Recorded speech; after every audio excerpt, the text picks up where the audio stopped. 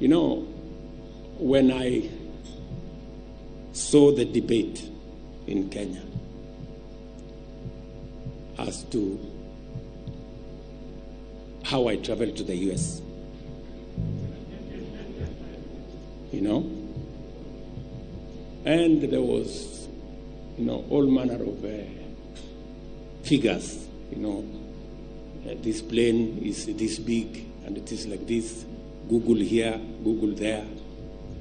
This one must have costed 200 million because the president needed to arrive in style in the US, holding Rachel's hand.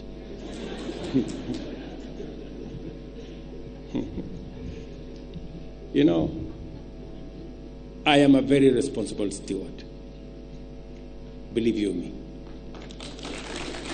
There is no way I can spend 200 million. There is no way.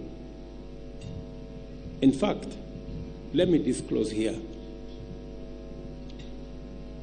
that it costed the Republic of Kenya less than 10 million.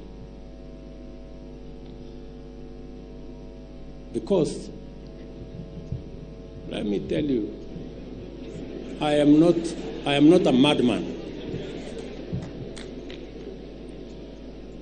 When I was told the cheapest plane was 70 million,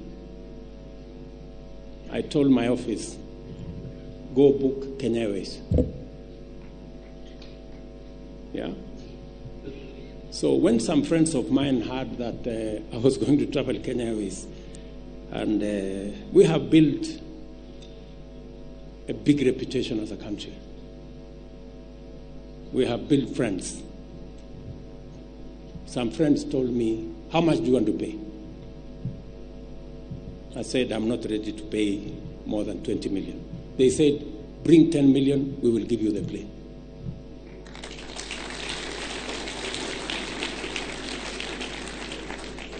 Look at me, Kenyans. Look at me again. I must lead from the front. As I tell others,